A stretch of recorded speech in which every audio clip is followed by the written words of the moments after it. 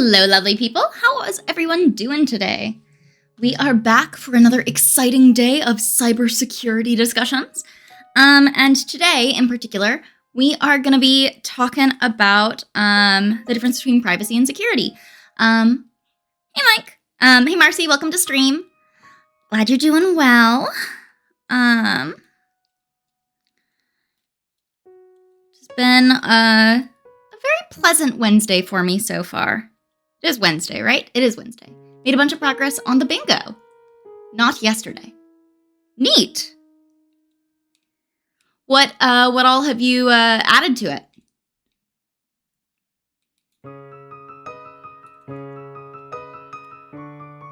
The bingo bot. That makes more sense. Makes more sense than not. Otherwise it would be a little strange to mention yesterday. Today's tea is a lemon peach tea with maybe a little bit of caffeine. Not much though. Yeah, I am excited for today. I think that this chapter will be a good one, or I hope it will be. You can very cool. Games are each stored in their own file and it checks for bingos now. We love that. I am excited to see the new version. Alrighty. Pulling up the text, which I definitely had up ahead of time, of course. And let us hop down to Chapter 2. As for where these voices come from, I do not know. They come to me in dreams. I really don't know.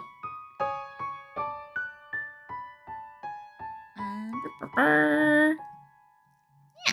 Oh, we get to talk about panopticons today. Woohoo! Okay. So, read along. Turn off the Firefox. Open up the thingy. Set to window capture.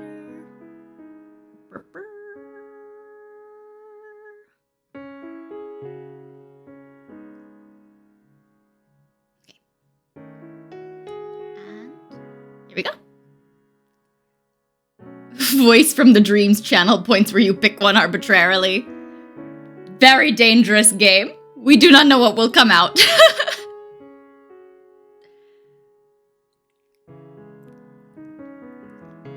Alrighty. Chapter 2. Privacy Matters.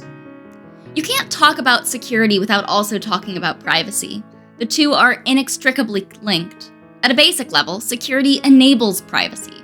For example, strong encryption helps us keep our blah. We're just gonna start that sentence over.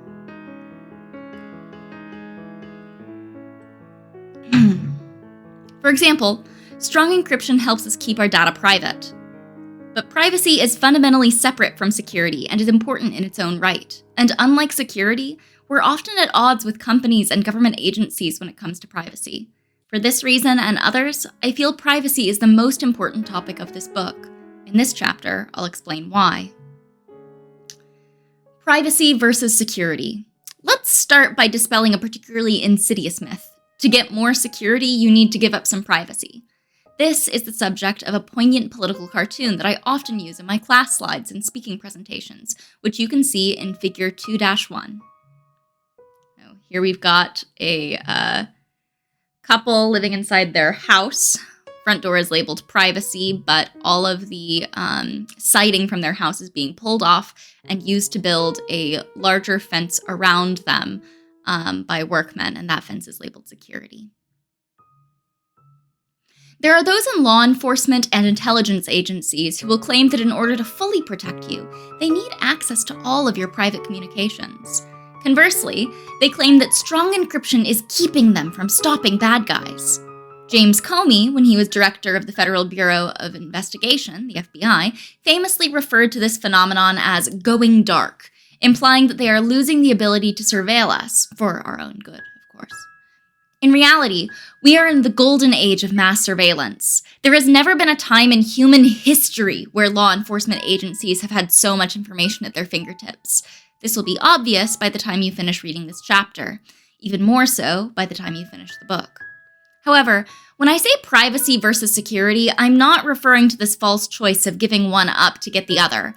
I'm saying that security and privacy are not the same thing, and security failures have different consequences than privacy failures. Security threats have been around since humans have had possessions worth stealing. As long as you have something that someone else might want, you need to be thinking about how to prevent that thing from being taken for greed or maybe just destroyed for spite. We've had privacy threats for a long time too. Examples are nosy neighbors. Examples are nosy neighbors and peeping toms who snoop on... Give me one moment, sorry.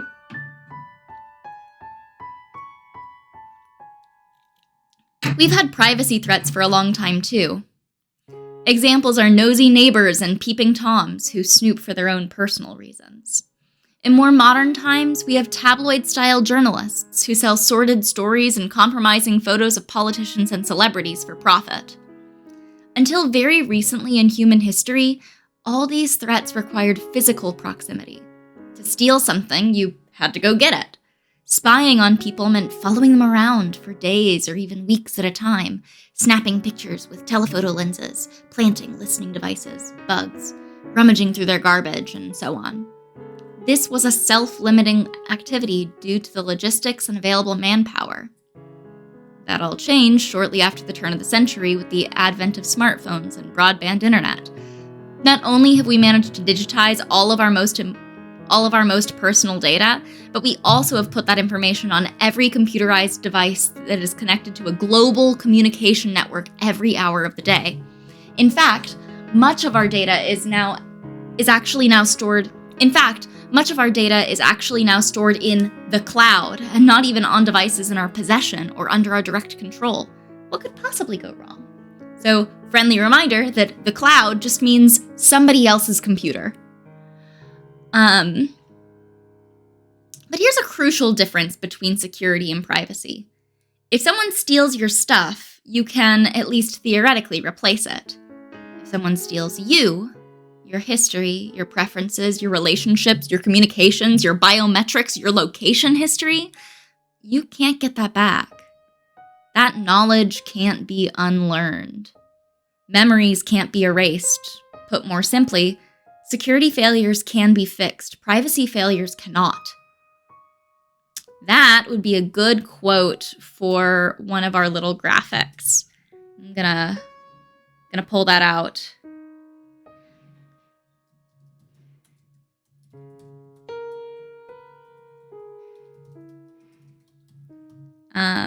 Gonna add that to my list of notes.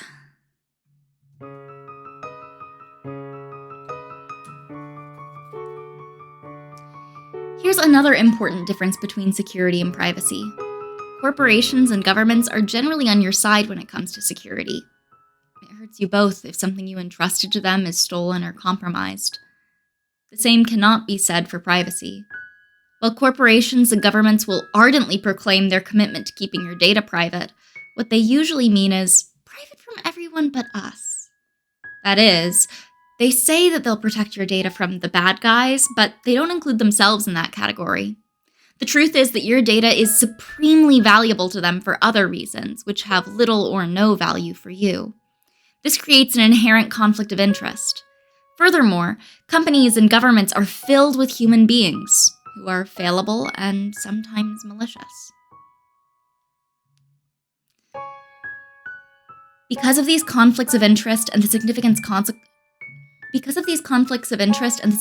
consequences of data breaches, privacy is a prime differentiating factor when it comes to evaluating products and services.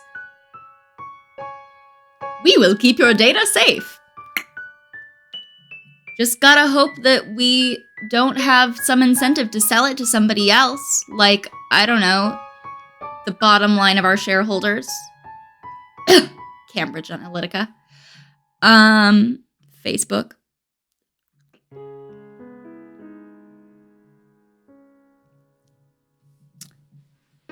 Therefore, we wouldn't sell it to dangerous people, and, we'll make it so that they definitely can't sell it to anybody else afterwards, because that works. Therefore, I need to spend some time up front explaining why privacy is so fundamentally important. Even if you are a private person or feel you value privacy in general, I'm guessing there are still aspects to this topic that you haven't fully considered. So let's take a trip down the rabbit hole. Fair warning, I'm about to climb up on a soapbox here and get a little philosophical, but please indulge me here for a minute.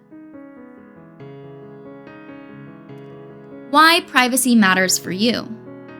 Let's start by understanding what we mean by privacy. If I asked you to write a definition of that word in the context of a person's privacy, what would you say? I've seen several definitions, but to me, the most basic definition is that privacy is about having control over what information you share. A colorful way to say that is that privacy is about telling your story the way you wish it to be told. Okay, so what does that mean? First, it means deciding what information about yourself that you wish to share, when you want to share it, and with whom. You may share different things at different times with different people, and that's your right. It's everyone's right. And because it's a right, it's not something you have to defend or justify. It just is. For me, the right to privacy is as much of a human right as the right to liberty or freedom. Footnote. Many people in the United States believe that the right to privacy is enshrined in the Constitution. It is not. The word privacy doesn't appear anywhere in the text, including the 27 amendments. Is it implied? Legal scholars believe so, yes, but it is not explicitly codified. As a note, the thing that legal scholars use as kind of the legal justification for the right to privacy is the Fourth Amendment, which is the, let me get the language of this right. You know what? We're just gonna straight up pull it up.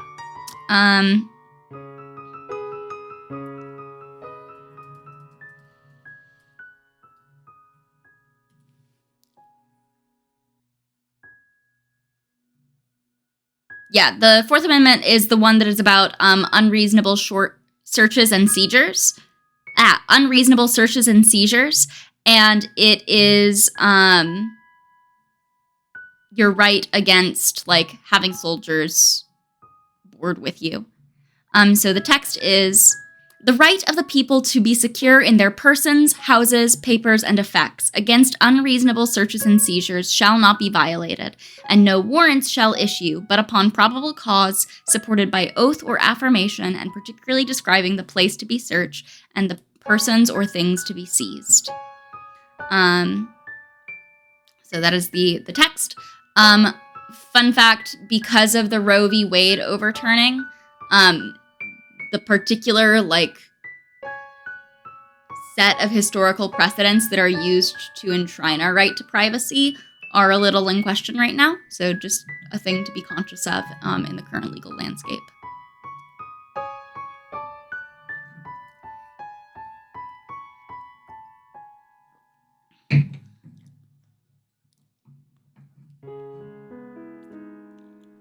However, in the context of computers and the internet, we've developed a strange view of privacy. We often think about privacy in terms of data, which makes it seem less personal. Privacy policies often talk about personally identifiable information, or PII. Again, it sounds so anodyne and innocuous. And yet, Google and Facebook, two of the most valuable tech companies on the planet, derive the vast majority of their wealth from your data. Our personal information is worth hundreds of billions of dollars for them. We trade our personal data for free services all the time. As we'll see later in Chapter 8, we are tracked mercilessly when we surf the web. The amount of information gathered on us based on our online activity, what we search for, the sites we visit, the things we buy, is truly staggering. I've seen this expressed most succinctly as follows. If the product is free, then you are the product. Why do we allow this? I think some people believe that their data just isn't that interesting. Boring text messages containing grocery lists, mundane emails about soccer games. inane social media posts with cat videos. Who cares? I've got nothing to hide. Okay, but if I can learn enough about you, then I can use that information against you. For example, if I can convince your bank or your credit card company that I'm really you, I can steal your money or stick you with a massive bill and maybe even ruin your credit. If I see you're going on a vacation by watching your social media posts, I can probably figure out where you live and take your stuff while you're away. If you want to get super creepy, I can also use pictures you post to find and stalk you, or worse yet, your kids. But this information can also be used against us, for example, to influence us.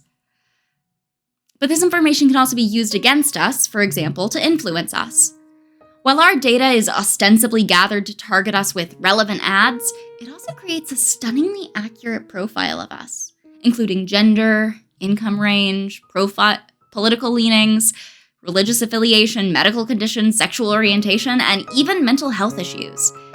Because social media sites like TikTok, YouTube, and Facebook make money by showing you ads, they are laser focused on keeping you on their site or app for as long as humanly possible. They're expertly optimized to keep you engaged. It's honestly not even a fair fight. As you know, there have recently been legal cases where it has been shown that Facebook intentionally designed their feeds to be more addictive to people.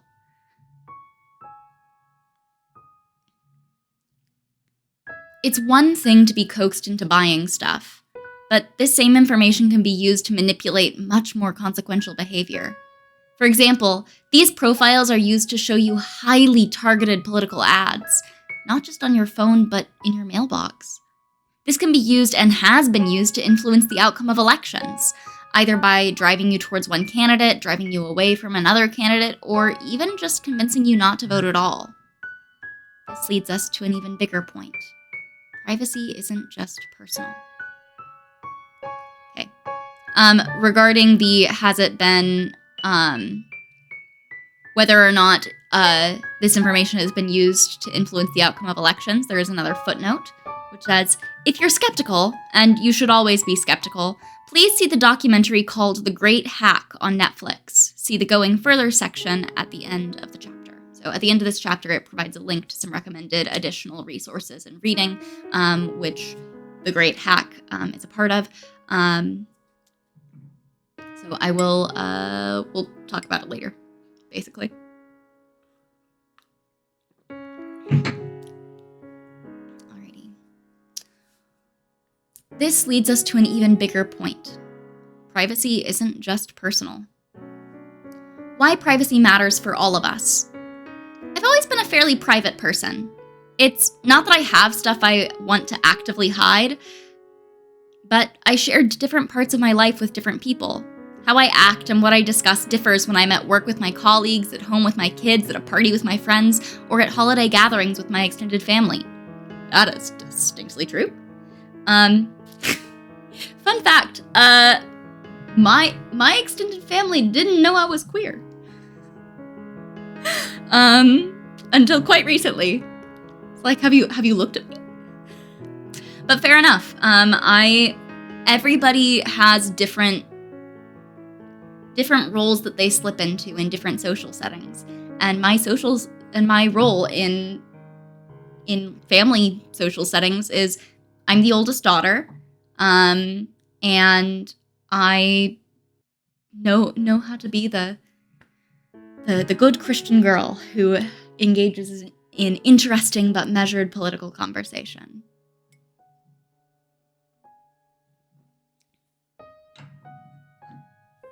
Yeah, everybody's different at work and at home, or most people are. At work, at home, with friends, with family. I think everyone is like that to some degree. That's just being human. But when Edward Snowden revealed that the U.S. National Security Agency's sprawling mass surveillance apparatus we're gonna start that sentence over again because I got the emphasis wrong again. But when Edward Snowden revealed that when But when Edward Snowden revealed the US National Security Agency's sprawling mass surveillance apparatus in the summer of 2013, it was a real awakening for me. It's one thing to vaguely believe that intelligence agencies like the NSA have the capability to spy on me personally. It's quite another to know that they're actively spying on all of us, all the time, without a warrant or even probable cause. It was this event that prompted me to write a book on security. But it would still be several years and at least 2 updates to this book before I came to understand that privacy isn't just a me thing. It's also a we thing. In the summer of 2015, in a Reddit AMA, so an Ask Me Anything, Snowden said the following: "Arguing that you don't care about privacy because you have nothing to hide is no different than saying you don't care about free speech because you have nothing to say." This implies at least 2 things.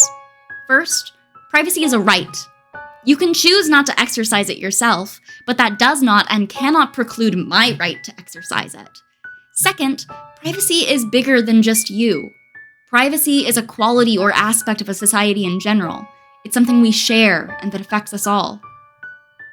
Before we get super deep, let's just look at this statement from a practical standpoint. When you give away your data, you're also giving away other people's data. As those of you who were here yesterday for the Cambridge Analytica discussion, that was actually literally how it worked with Facebook. So basically, Facebook made a deal with Cambridge Analytica, and Cambridge Analytica put out a survey, and anyone who consented to the survey, their personal data was given, but so was the personal data of everyone on their friends lists. So all it took was one person in a node of friends for everybody's information to be shared with Cambridge Analytica. For example, when you post pictures on social media, they often include other people, not just you.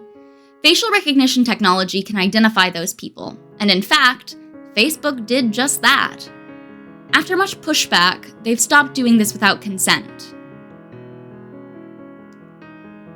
Update on the use of facial information. Cool. Enjoy your lurk. Hope you have a good stand-up.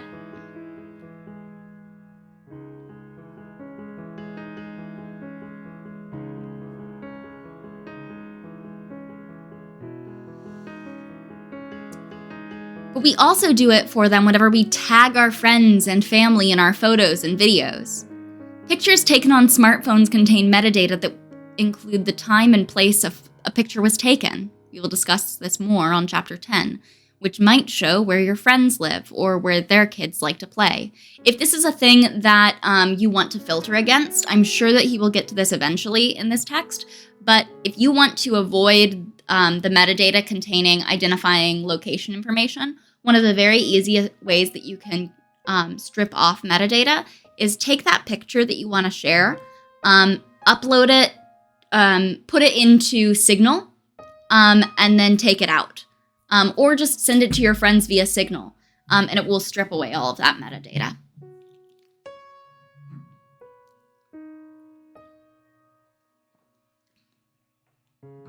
Also, your friends list on Facebook and your address book on Google contain dozens, if not hundreds, of other people. The contact info may include email addresses, physical addresses, phone numbers, and birthdays. The friends lists and address books of those people certainly overlap as well. Those connections create a social graph, which can divulge information not just about you, but about them too. People with overlapping contact lists probably go to the same church, work for the same company, belong to the same political groups, belong to the same family, or have kids at the same school. Just like poor computer security on your part can put me at risk, poor privacy on your part can undermine mine. But it's even bigger than that. Which brings me to my final point on privacy. Enter the panopticon. Privacy isn't about having something to hide. It's about having something you simply don't want to share with others. This is paraphrasing. This is a footnote. This is paraphrasing a line from the movie Anon. It's not that I have something to hide. I've got nothing I want you to see. Again, see the Going Further section for more info. How often have you seen bumper stickers or t-shirts that say "Dance like no one is watching"? And why do we only sing in the shower or when we're alone in the car? You might be tempted to say that you're just embarrassed to do those things in public. But what it really tells us is that we act differently when we know that we're being watched. In the 18th century, an English philosopher named Jeremy Bentham came up with a clever cylindrical prison concept that compelled behavioral conformance through implied mass surveillance. He called it the panopticon. The inmates lived in cells on the outer rim, and the cell openings faced the interior. A very small number of guards could be stationed in a watchtower at the center where they could see into all of the cells. The genius of this design was that it was set up so that the people being watched, the inmates, couldn't see the people who were doing the watching, the guards. Therefore, the prisoners could never know for sure when they were being monitored. Even though a handful of watchmen couldn't possibly observe all the inmates simultaneously, each inmate had to assume that they were being watched at any given moment. This effectively forced all inmates into constant compliance. So here is the plan for the panopticon. As you can see, here is where the watchtower would be. Here are where all the cells were.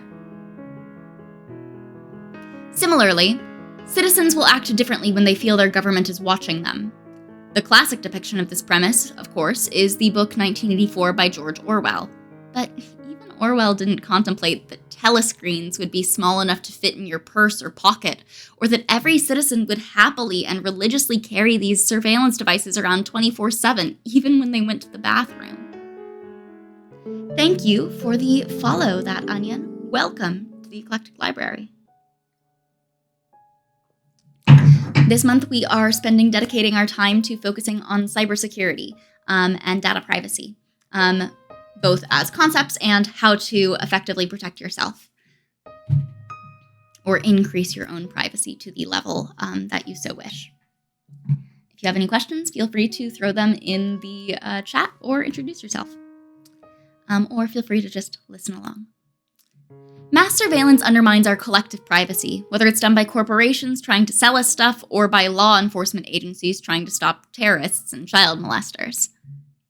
These are another footnote. These are two of the four horsemen of the infopocalypse, the bogeymen that are always brought up when demanding more access to our private data. Terrorists and child molesters. And it's crucial to understand that the former enable the latter. Okay, the corporations trying to sell us stuff enable the law enforcement agencies, is what that's saying. In most democratic countries, law enforcement agencies must obtain a warrant from a judge. Hello! I'm doing quite well. I hope you are doing well as well on this lovely Wednesday. Hope you have a lovely warm beverage with you, or a cold beverage if it is hot where you are. We are finally getting some touches of winter here, which has been quite nice. It's crucial to understand that the former enable the latter. In most democratic countries, law enforcement agencies must obtain a warrant from a judge and demonstrate reasonable cause before they can spy on their citizens. But there's nothing that prevents them from just buying that information from a third party. And by the way, hackers and foreign governments are also drawn to these treasure troves of data. For example, police often ask Google for lists of all the people in a certain area at a certain time. This is called a reverse location search warrant. Google has your location history because they own the Android mobile phone operating system, Google Maps, and Waze, all of which know where you are by default. They might be looking for a suspect or witnesses to a crime, but this same type of search query could also show who attended a protest or a political rally, who attended services at a place of worship, or who might have visited a clinic where abortions are performed. Police also have deals with Amazon that give them warrantless access to video recordings from Ring doorbell cameras. These are all true facts. This is why it is generally recommended these days that if you are attending a protest, you should not bring your personal mobile device. If you need to have a phone on you, you should get a burner. You should which ideally you should pay for in cash.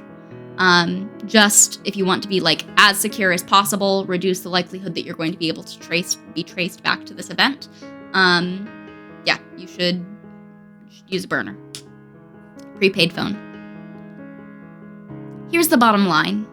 When we feel like someone is watching us, particularly someone in a position of power over us, we censor our own behavior. Consciously or unconsciously, we avoid doing things that might attract undue attention. This stifles self-expression and ultimately inhibits our freedom.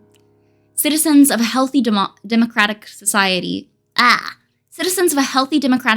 need to be able to express controversial viewpoints to close friends and explore non-mainstream subjects online. Citizens even sometimes need to be able to push the legal boundaries without fear of retribution for a society to evolve. While targeted warrant-based surveillance is a legitimate limitation on personal privacy for the greater good, warrantless mass surveillance is fundamentally wrong and bad for democracy. Strongly agree.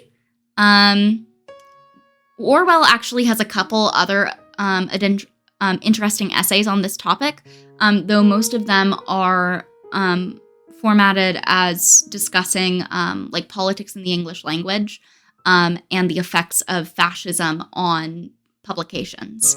I might pull out a few of those essays if we have some time at the end of the discussion, at the end of this chapter, because they're quite fun.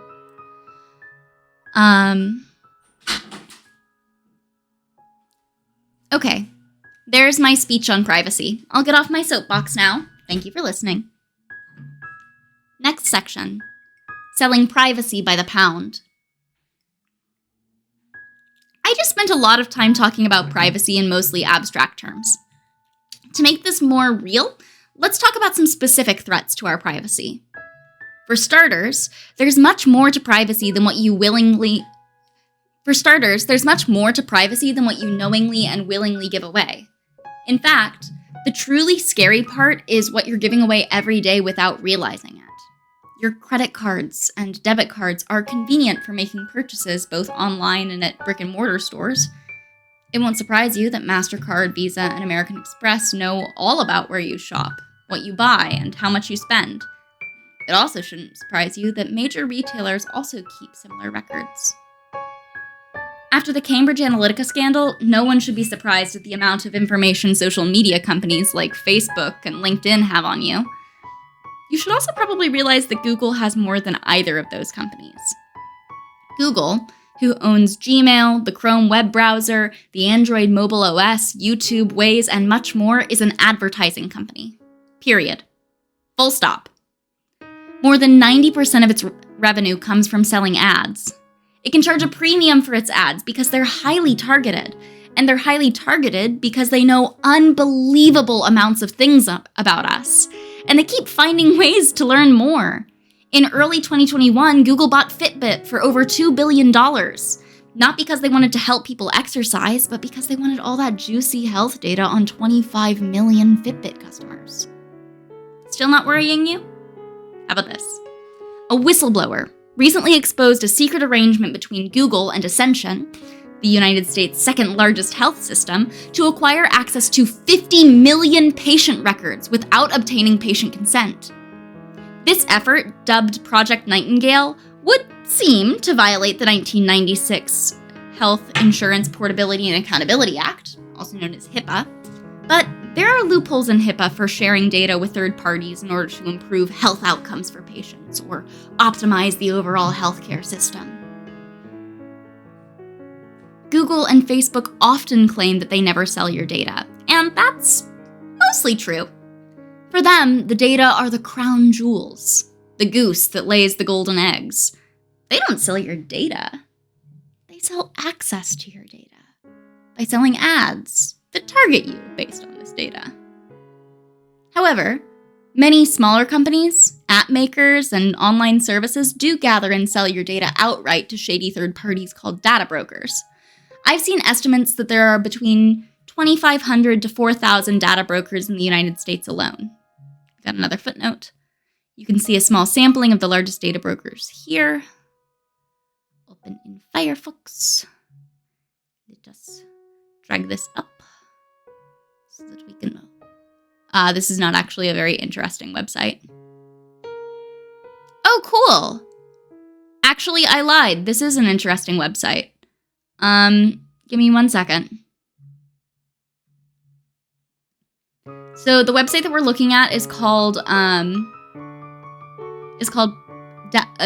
privacyrights.org, and it gives you a list of the various companies that are out there that are data brokers and whether or not they have opt-out forms.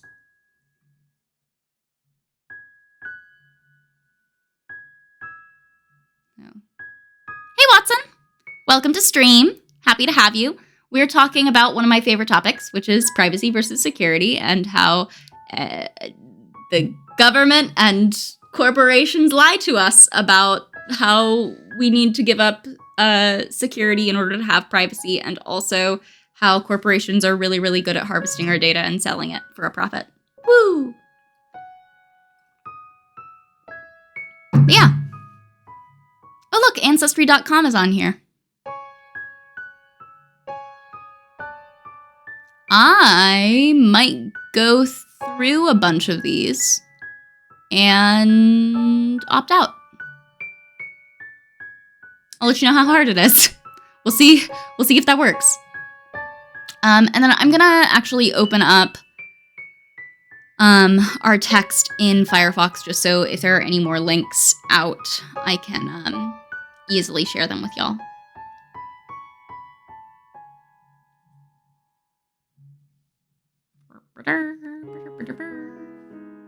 Gotta have sound effects. Always. Selling privacy by the pound.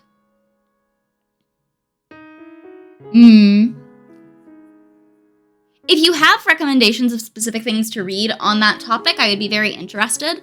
My understanding is that, truthfully, while there are some devices that have been found to sometimes have their the microphones on during periods where they shouldn't, and that those microphone recordings are being used to improve voice recognition, that kind of stuff. What is more common is that because of just the sheer amount of information these data brokers and social media sites have about you as a person and about your social network, that they're very, very, very good at recommending things that make it seem like they were listening to you. But if you have specific examples, I would love to read more about that topic.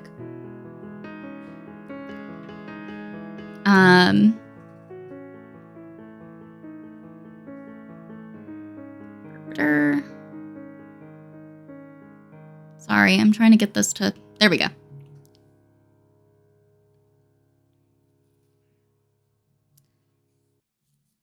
Here we go. Oh, this one's... Yeah, there's quite a sad story coming up.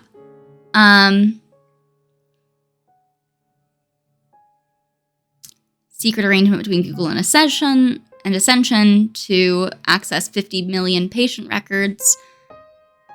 Golden Goose. These companies are almost entirely unregulated in the United States. You don't own your data, and in most cases, you can't even look at your data. Have you considered why grocery stores and pharmacies have loyalty cards?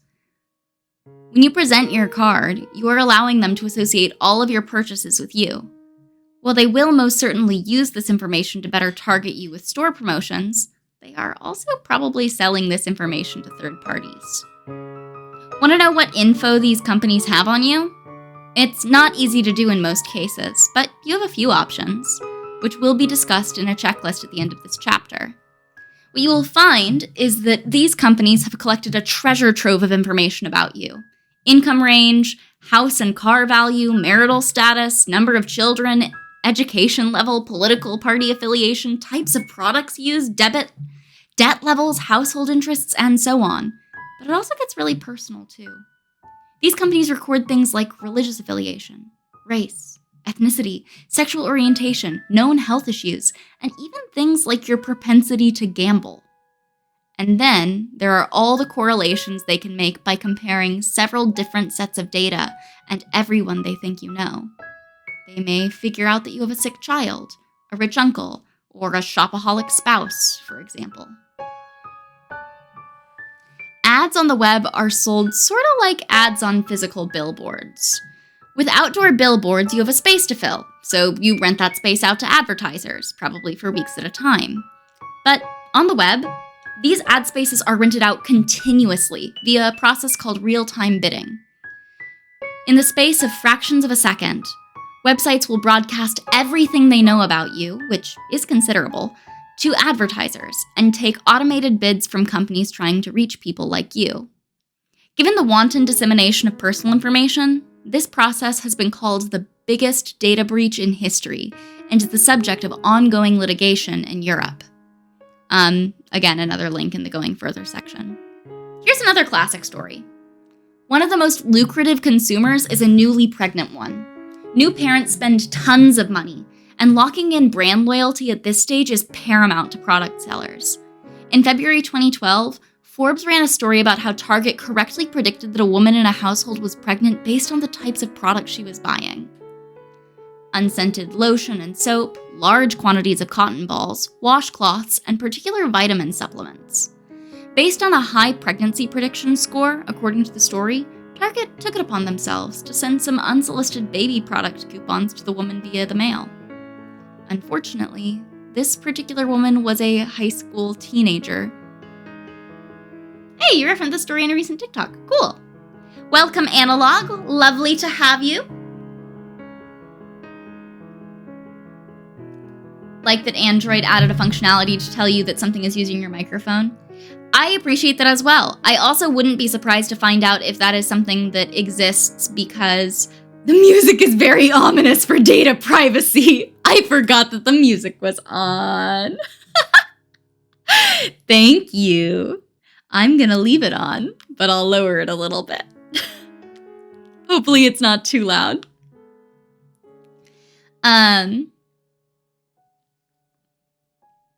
Based on a high pregnancy prediction score, according to the story, Target took it upon themselves to send some unsolicited baby product coupons to the woman via the mail. Unfortunately, this particular woman was a teenage high school girl living with her parents, and she had not yet told them the good news. This exact premise was tested recently by a reporter for The Atlantic, who tried very hard to keep her pregnancy a secret from marketers and ultimately failed. This is a quote from the article. I didn't download femtech products that track ovulation, provide cat videos while confirming a pregnancy result, or give updates on a fetus's growth. I bought prenatal vitamins and pregnancy tests in person with cash, without using rewards or loyalty programs. On the internet, I tried tactics such as using a VPN and non-tracking search engines. I was cautious when going to medical appointments. Knowing the link between location and health status, I turned off my phone's GPS or left it at home during appointments. Yet, because of the lack of data privacy in the US, the day finally came when I lost the battle to keep my reproductive information private. I was sitting on the couch scrolling through social media when I saw it. An advertisement for diapers. It appeared the same week that we lost the pregnancy. And just to completely demoralize you, I must state one more fact. I earlier claimed that if a product is free, then you are the product, but unfortunately the converse isn't true. Just because the product isn't free doesn't mean that you aren't also the product. That is, even if you do pay for a service, that doesn't guarantee that the company providing the service won't turn around and try to make extra money off of your personal information anyway. For example, we were just looking at that list of data brokers. Ancestry.com is one of the biggest data browsers in, not a complaint, got it. Is one of the biggest data brokers in the country. It was revealed a few years back that both AT&T and Verizon were adding tracking information on all of their users' internet traffic. Basically, anytime you browse the web from your smartphone, AT&T and Verizon were tagging all of your requests with a marker, sometimes referred to as a super cookie, which could be seen by any website you visit. That is true. 23andMe had the massive data breach. Yeah, so one of the good things in companies, thing that I really admire in companies, is when they intentionally don't store information. Because one, that means that they're not trying to profit off of it. And two, it means that they can't have fucking huge data breaches that include my DNA. Sorry, that was probably a little too extreme, a little too spicy in phrasing.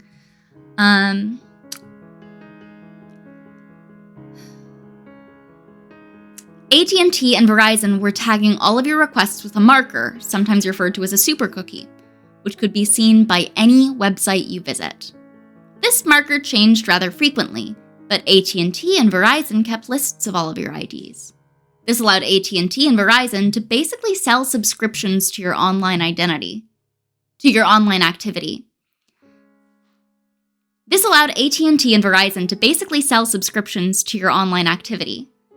even if websites don't pay for the mapping of this ID to your full identity, they can still use that unique ID to track your movement across websites.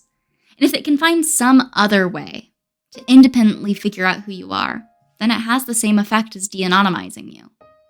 The only good news here is that this particular tracking only happens when using a cellular network for internet access, and it works only on unencrypted web surfing. So when you go to websites that support HTTPS, which most do now, the communication is protected, and no tracking IDs can be added.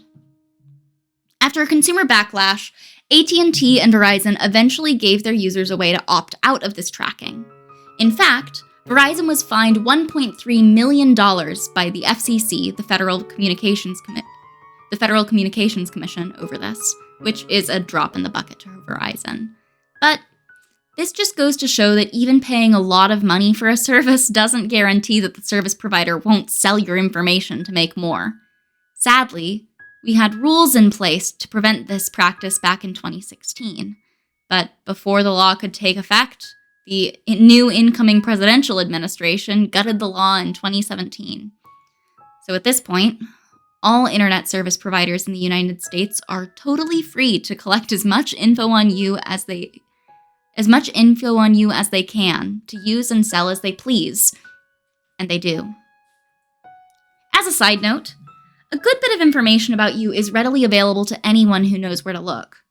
Even before the internet, I could find out a lot about you by visiting your local county government offices. Property taxes, marriage licenses, divorce decrees, voting registrations, arrests, police reports, car accidents, and other public records can tell a lot about you. With the advent of the internet, you no longer need to show up in person to request this stuff. You can find out most of it online now, and much of it is free to access, though some require a small fee.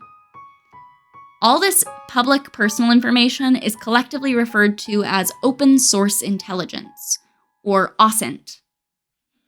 This is where people search sites like Spokeo, White Pages, My Life, and Intellius get much of their data. In the checklist for this chapter, I'll show you several free OSINT tools that you can try out. Ever feel like you're being watched? How often? Water! Thank you! I appreciate it.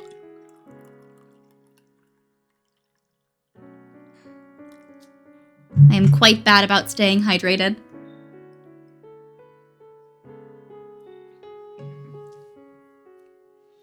Ever feel like you're being watched? How often have you actually read the end user license agreement, or the EULA, that comes with all the software you install or the online services you use? This is a fun one. Oh, congratulations on your 7-stream streak. That is quite impressive, Marcy.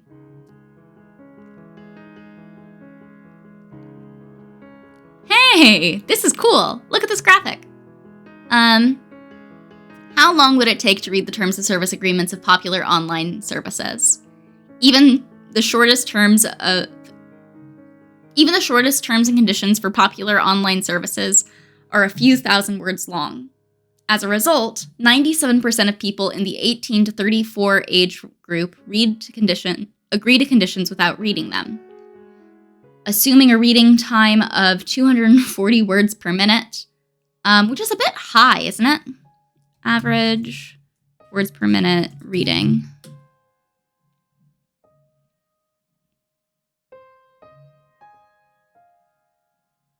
Okay, adults, it says the average is between 220 to 350. I'd be interested in testing this.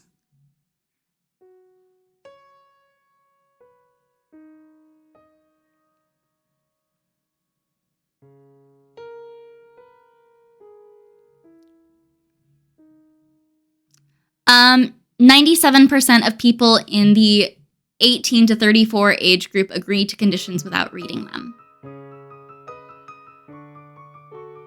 I will say, I am one of the people who does actually read terms and conditions sometimes. They're very dry. I don't recommend this as a pastime. I do not read all of them. I do not read all of them. But I would say, let's see which ones of these I've read. I've read the Facebook one. I've read the Spotify one. I've read the LinkedIn one. I've read the YouTube one a couple different times because it's changed a few times. I read Apple's, but I haven't read it in probably over 10 years. I read Uber's and decided not to install the Uber app. And I've read some versions of TikToks. So I definitely have not read all of the ones that I use. And I do my best to read them for like high stake things like banks. I annoyed the heck out of my realtor because I actually read every single page of my mortgage agreement. Read a few versions of TikToks on stream for Toko a while back. Cool. Now let's look at these comparisons. That's the other thing, is they do take longer because they are legal texts. They're very much so legal texts, and so much of it is boilerplate because so many terms of service agreements have not actually been tested in court, but a lot of them use the same language or very, very similar language, either because they're using language that has been tested in court or they're using language that they believe will stand up in court and that many other people are using. This is very, very common in contract law because people, if something has been tested in court, it makes people more certain that the contract will be able to hold up. So that's part of also why these are so freaking long. Yeah, let's take a look. Instagram is our shortest, followed by Netflix, then YouTube, Amazon, up. Facebook's next, which is just slightly shorter than the US Constitution. Got LinkedIn, Twitter, Uber. I really love that it's including, like, other legal texts. Code of Hammurabi.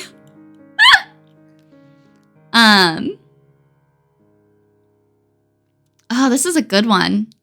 I like this graphic.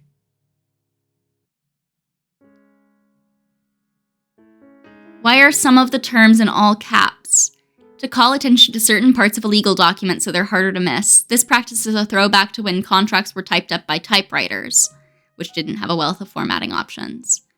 The average American would need to set aside almost 250 hours to properly read all of the digital contracts they accept while using online services.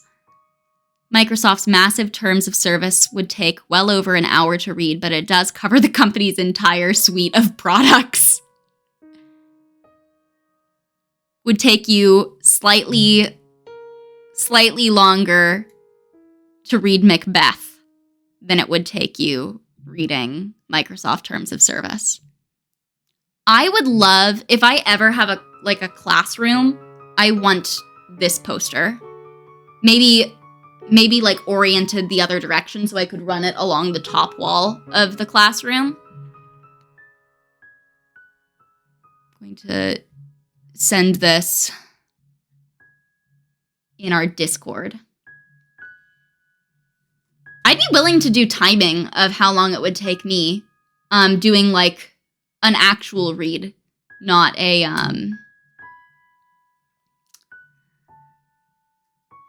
that could be fun for at least a couple of them. I know that I will have a faster reading speed than the average person, but at least it would be a data point. Yeah, I might do that. If you do pick the short ones, fair. What I might do is I might run them through like a word complexity checker. Like ones that check the complexity of the grammatical structures and assign it a reading level, and pick like one from each major cluster of word complexities just to get a good sampling. I am going to post this image in our Discord in the digital privacy discussion channel because I think it's a cool one. And I would like other people who weren't able to make it to the stream to be able to see it because, again, I think it's cool. Then compare to some fiction. Yeah, could do like, I don't know, Jane Austen, and then Percy Jackson series, and then something else as our comparisons.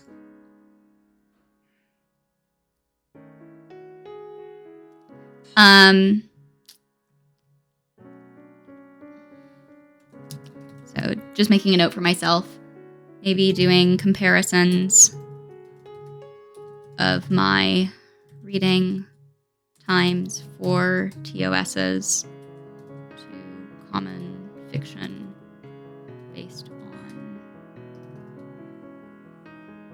literary complexity. That should be enough to prompt the thought. Okay. Where were we? You ever actually read the EULA? Buried in there somewhere is language that allows the product maker to pretty much do whatever they want with your data. And it turns out that our smart devices are collecting a lot of it. A 2014 story in Salon by Michael Price tells about a marvelous smart TV that he purchased to replace a failing old dumb TV. This television came with all sorts of wonderful built-in features like web browsing, email, social media, streaming TV services, apps, and games. Then he read the fine print. I'm now afraid to use it. You would be too. If you read through the 46-page privacy policy, the amount of data this thing collects is staggering. It logs when, where, how, and for how long you use the TV. It sets tracking cookies and beacons designed to detect when you have viewed particular content or a particular email message. It records the apps you use, the websites you visit, and how you interact with content. It ignores do not track requests as a considered matter of policy. It gets worse. This TV has a built-in microphone and camera that are used to provide face and voice recognition. The privacy policy actually states the following. Please be aware that if your spoken words include personal or other sensitive information, that information will be among the data captured and transmitted to a third party. Of course, we now live in an age of virtual assistants like Apple's Siri and Amazon's Alexa. We purposefully buy products. We purposely buy products that listen to us all the time so that we can ask them for the news or the weather, buy stuff, set alarms and timers, and even turn lights off and on. While these devices are often thought of as constant eavesdroppers, the reality is a little more complicated than that. I'll say more about smart TVs and virtual assistants in Chapter 7.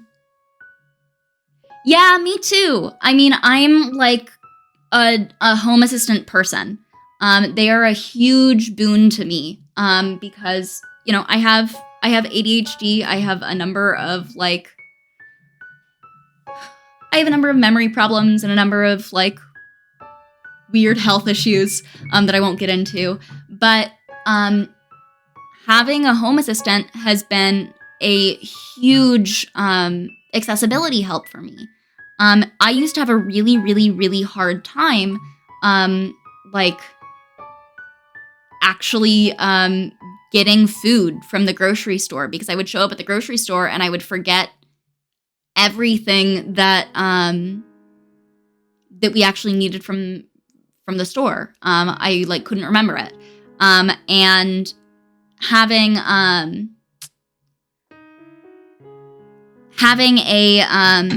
thing that I can just shout at and say, hey, can you add toilet bowl cleaner to the grocery list and also carrots? And oh, damn, I'm in another area of the house and we're out of pencils or whatever, has been so, so helpful in making sure that I'm actually able to stock what I need. It also keeps me from setting my kitchen on fire because I will leave the kitchen and forget that I have things on the stove. And so if I have something that's like an automatic that I can just yell at and have a timer, it's so helpful. It's also helped a lot with like having smart lights and things that help me regulate my day so that I know what time it is. And I get these informational cues about what I should be doing. But I don't want Amazon and Google to have that much information about me, which is part of why I'm looking at fully self-hosted voice assistant options. So the actual voice assistant stuff, like the stuff that is, there are not very many good options out there that do the language interpretation using microphones in your house. But there are good home hosted smart home tech that is totally open source. So the one that I am looking at implementing is called HomeLab, is one of the ones that I'm investigating. And there are some virtual assistants, but I'm going to have, part of the issue is that all the tech is out there for people to do this themselves. But the nice thing about these companies is they make it a nice, neat little package that you can install quickly and easily. One of my hopes as I continue down this cybersecurity series is that maybe I can make aspects of that a little more accessible to lay folk or folk who are less technologically invested than I am in open source. If I can make it simple for someone to install and set up their own little home server that does everything that they want their Google Assistant to be able to do, that would be beyond winning for me. That would be so exciting. Because another thing that I'm really struggling with right now is I use Google Drive, and Google Drive has changed their terms of service so that they can use anything that you write in Google Drive to feed their generative AI model. And I don't want my writing to be used to feed their generative AI model. So I have to move all of my stuff out. Which means that I'm probably going to be running a Nextcloud server at home. So at least I'll have somewhere to keep my keep. You really want an assistant tool that answers to Bartleby and responds to every request with "I prefer not to." These dreams can be real for the low, low price of many, many hours sunk into this hobby. Which is part of the problem. It should be easy. This should be easy. We have the tech. Why aren't... I just want people to be able to do cool, fun things with their computers at home. That's all I want. We should do Bartleby the Scrivener for Primordium. You should put that in the text recommendations, because I don't know what that is. Oh shit, we also should announce the Primordium list. I will get on that after this stream. Because I would like to be able to post that to my server and to my Patreon as well. Speaking of my Patreon, I actually post to it, and plan to be doing that more regularly. So if you want to support me on Patreon, actually, Watson, I can do your cute little Patreon thing. Aha! It even has sound effects. Benefits include private reading group, patron-only blog posts, and occasional stickers. I've been working on sticker designs. I think they're gonna be cool. I have one that's called Madam Bookworm, and I'm very excited.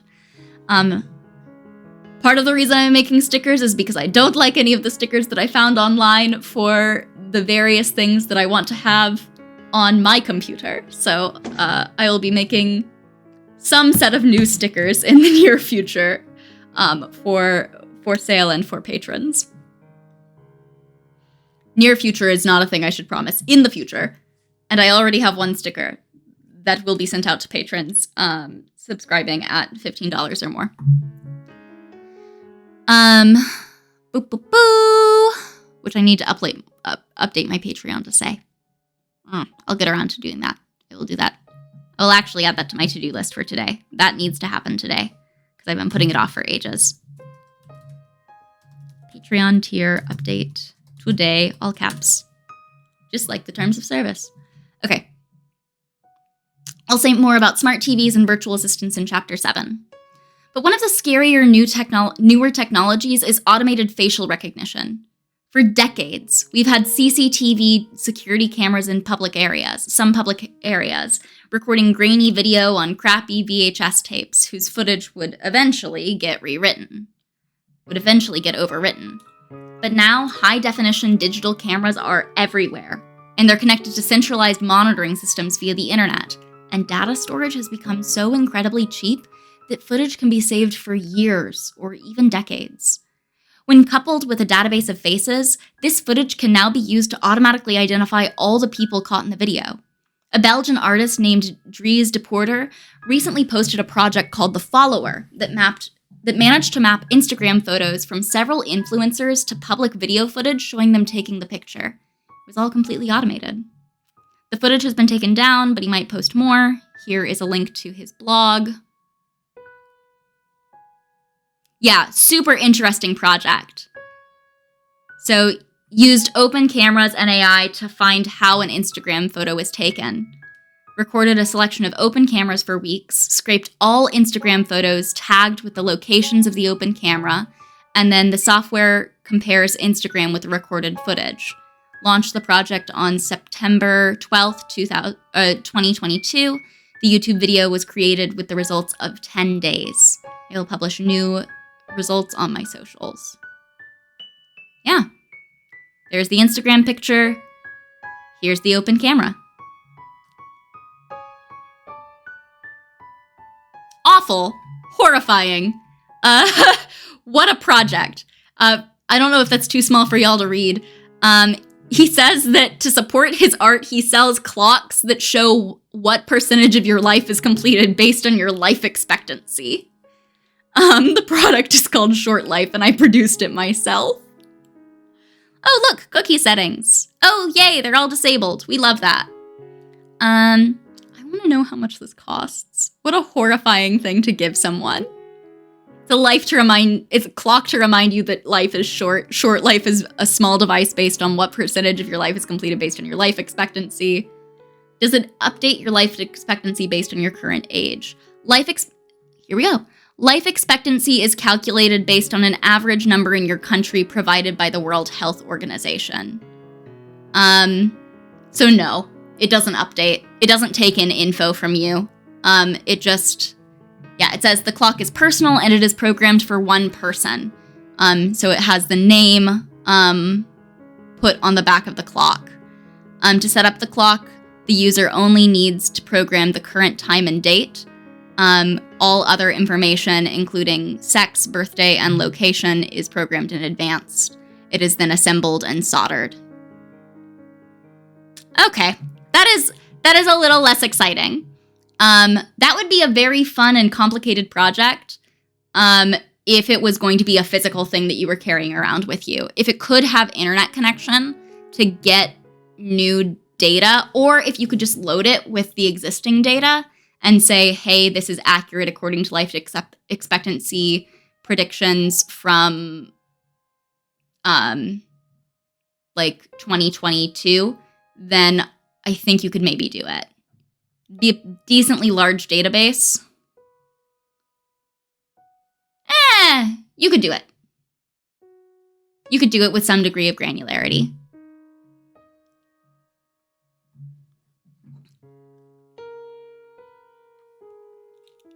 Okay. In early 2020, the New York Times reported on a small private company called Clearview AI that makes a cell phone app that can supposedly recognize almost anyone on the planet just by taking a picture of their face. The technology is based on a database of over 10 billion photos that the company scraped from public social media websites like Facebook, LinkedIn, Venmo, and many others. As a reminder, that is a word that we defined yesterday. Did I actually write down the definition?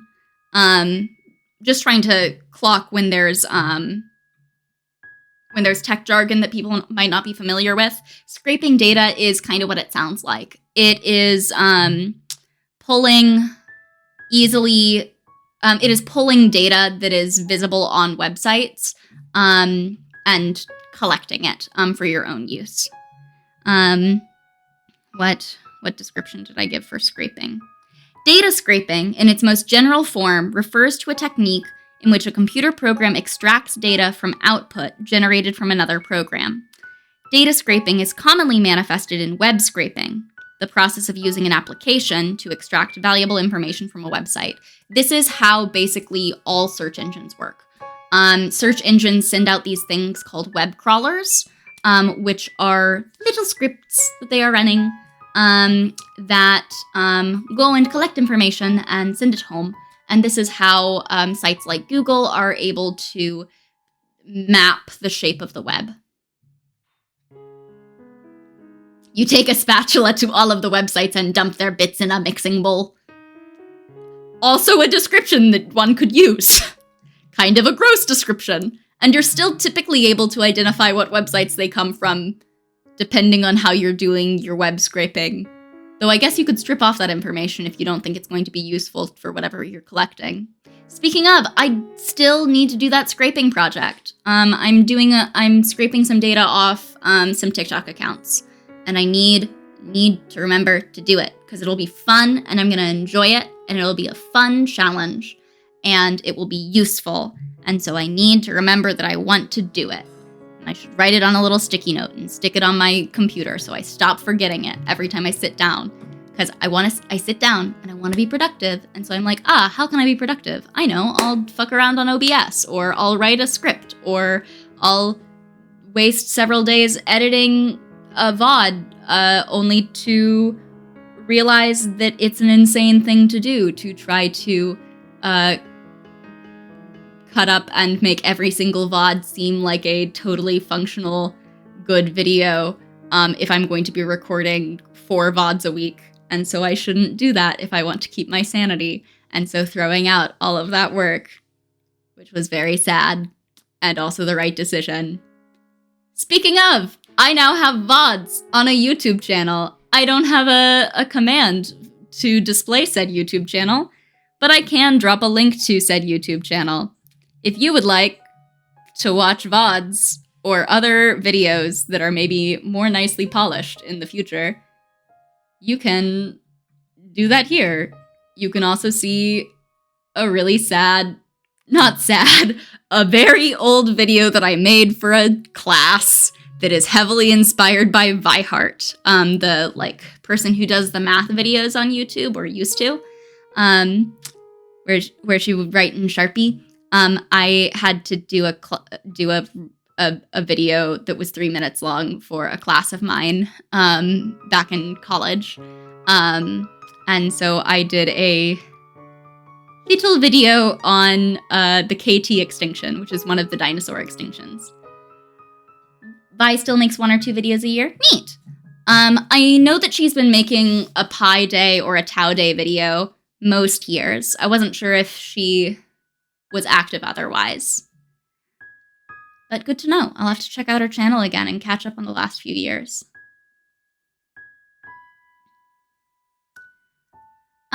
Wonder if YouTube scrapes their videos for AI training for Alphabet too. What do you mean by for Alphabet? Do you mean for the parent company, Alphabet, or do you mean for training what writing looks like? I can tell you for a fact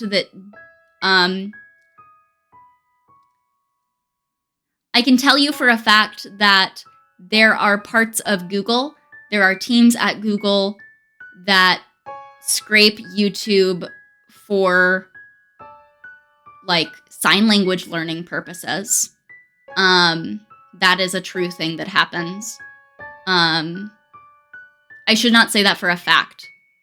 I am fairly positive that that happens. I do not know if it is done by Google employees or by Google contractors or by volunteers who work with Google contractors. I don't know the actual employment status, but that is 100%. I worked with that team. Enjoy. Hope you have a good stream. I don't want to say something that I can get sued for. Is where we are right now. I don't think I would be. Like, I know the team that I worked on.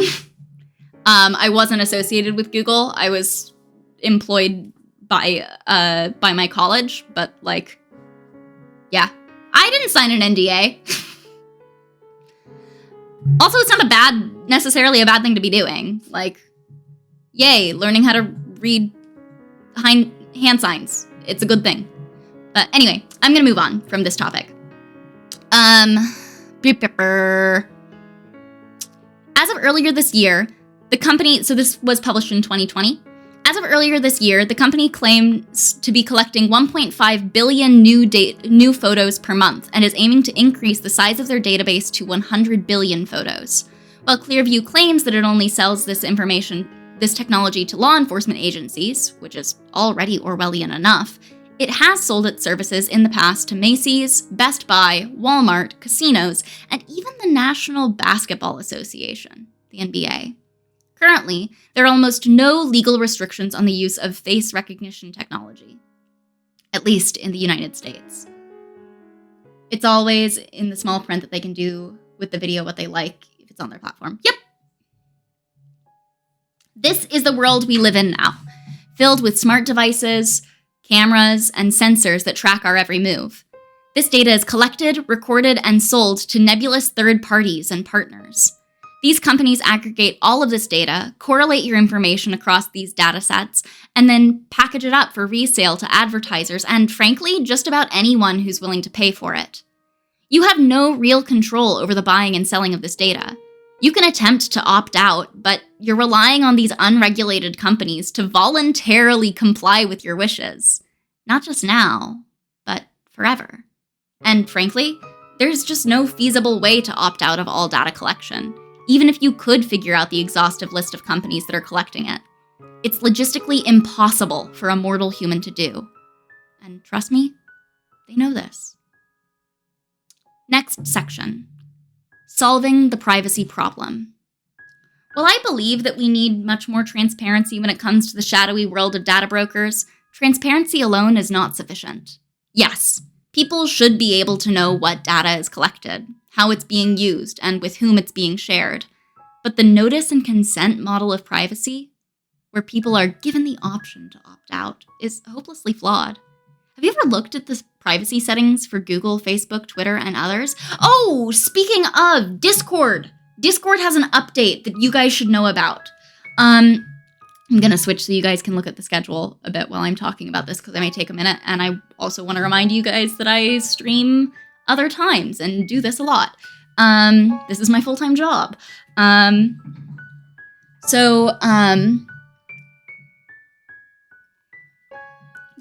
Discord is rolling out a new feature called Clips, which it is starting by rolling out to Discord Nitro users. So if you're a Nitro user, you should check this very soon. If you are not a Nitro user, I would still check, but it may not have been rolled out to you yet.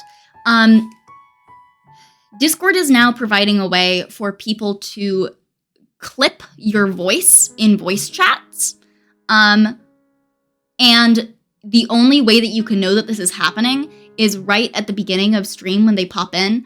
It will show a little thing for like 15 seconds next to their name that indicates that they are using the clips feature. It does not have to tell you what they clipped. So it just means that like people can easily record chunks of your voice in Discord voice channels now without your knowledge. So you can disable that. You just need to go to your privacy settings and turn that off, but it is enabled by default. So please, if you have Discord Nitro, go ahead and do that, because that's really shitty that Discord just left that on and had that on by default. And I'm sorry. I guess I'm not sorry. I am horrified that this is the world that we live in. Also, here is your PSA. Do with it what you will.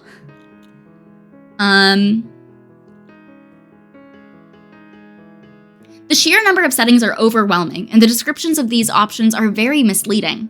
At a bare minimum, we need privacy as the default. If you don't have Nitro, you can't opt out of being clipped. If you don't have Nitro right now, you can't be clipped. So the way that the privacy option works right now is that you have it. If it is enabled, it means that other people can clip you. So if you don't have the option, you can't be clipped.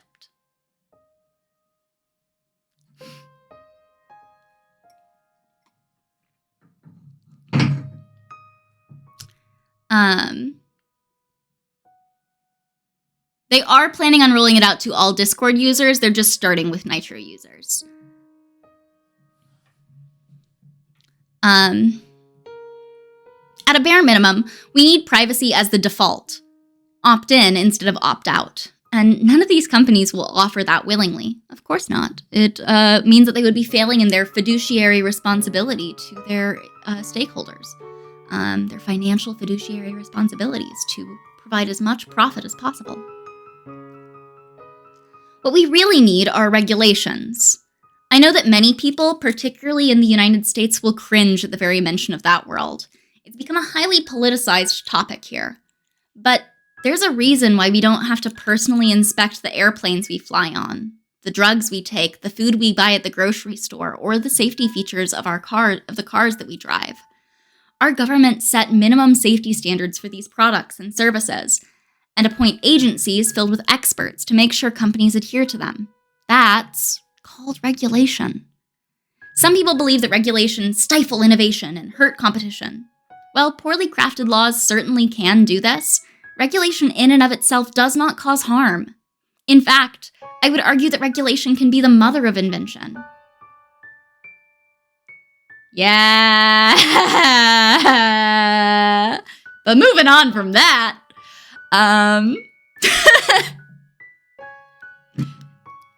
thanks, Analog.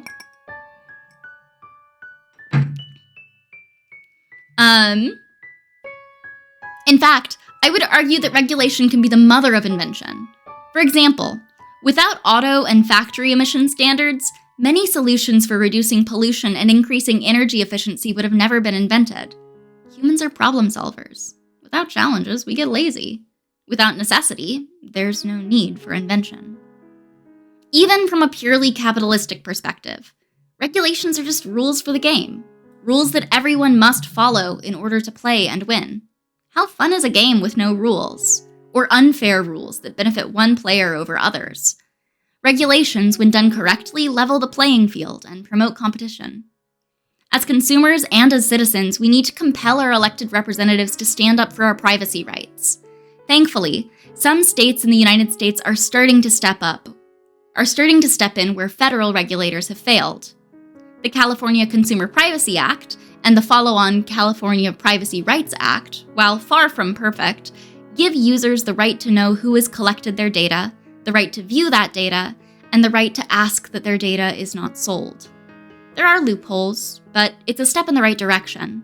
And because California is so big, many companies will end up offering these same rights to people outside of the state of California as well, much as California auto emission standards were adhered to throughout the United States. Across the pond, the European Union enacted an even stricter and broader set of privacy regulations known as the General Data Protection Regulation, or the GDPR. This is the source of all those stupid cookie consent pop-ups on web pages. So obviously, it's not perfect either. But laws and regulations are not written in stone. We try things, learn from our mistakes, and update the laws to reflect the new information. So the good news is that progress is being made. But we still have a long way to go. So, who can you trust? Next section. There's one aspect to all of this that we should stop to consider. Who can you trust? That's a critical, fundamental question, and as a society, we need to be asking it a lot more than we are. You've seen websites that with the California data rights opt-outs that require you to use a third party to verify your identity and that you live in California? That sucks.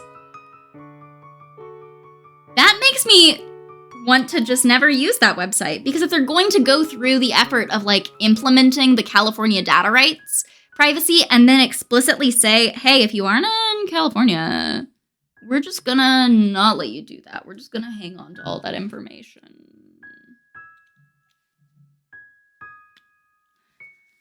Scummy, scummy, scummy. EU is also banning geo-blocking hits. EU also banning geo-blocking hits quite a bit of security applications, even if they had some exceptions. I would bet. Yeah, I mean, geo-blocking is one of the early, easiest methods that people used for, blocking malware and scammers. Because if you know that there are certain areas where there's a lot of malware that gets sent out from, Nigeria is high on that list. There are a lot of ISPs that will just and firewalls that will just block any IP address from that geo-block. There are more sophisticated ways to do this now. You don't need to be using geo-blocks, but it's definitely a thing that's been in people's toolkit since the internet.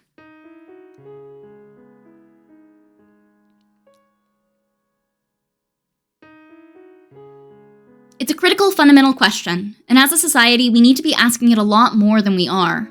Unfortunately, there's no easy answer. And if you think about this too hard, it's easy to spiral into tinfoil hat and black helicopter territory. But my job here is to try and simplify things for you. So let's look at this from a practical standpoint. First, let's agree on what we mean by trust. Violating trust is not just about intentionally trying to do you harm. Oh, sorry. I'm going to copy and paste that one to make a quote with as well. That is more broadly applicable than just cybersecurity. Violating trust is not just about intentionally trying to do you harm. Online service providers and marketing firms are certainly not trying to harm their customers by gathering and selling mass quantities of anonymized personal data. In fact, they would and do argue that they're helping you by tailoring the ads you see on the web to your specific interests. By better targeting the advertisements presented to you, they increase the likelihood that you will actually want to know about the products and services for sale, while simultaneously avoiding showing you ads for things you don't want to see. They view this as a win-win situation. Yes! Yeah, because it's not anonymized. There's, you can correlate the information. And he actually talks about that a little bit later. At the end of the day, you need to try and determine the motivations of a person, corporation, or entity. At the end of the day, you need to try to determine the motivations of a person, corporation, or entity behind the advice or service being offered. How do they make their money? Are you paying a fair price for what you're getting? If you're paying nothing, or if the price is too good to be true, then you should think carefully about trusting the source. Or at the very least, question whether your interests align with theirs. Oh my god! Gonna go big face for this one. Don't use free VPNs! Don't do it! Please don't do it! Free VPNs are selling your information. Instead of trusting your ISP, you're trusting some random person on the internet that's filtering all of your data.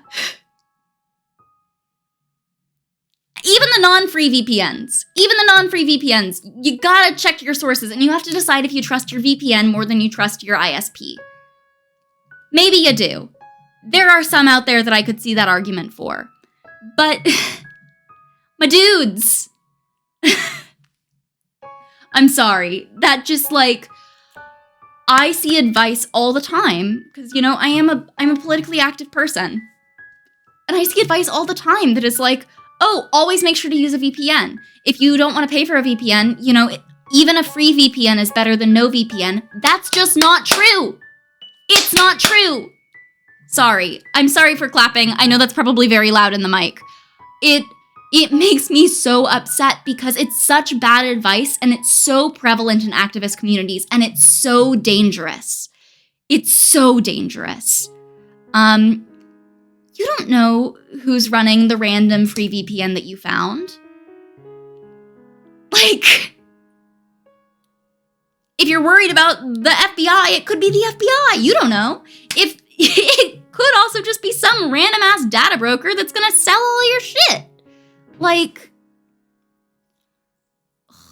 the clapper seems like it would have been a hard time. Like, sorry, that's probably not appropriate for... It's afternoon. I'm not gonna make sex jokes right now. I'm sorry. I haven't had enough of a weird day for that. Anyway, my point is, the clapper seems like it would be difficult in some home situations. Feel like you would accidentally turn the lights off and on too much.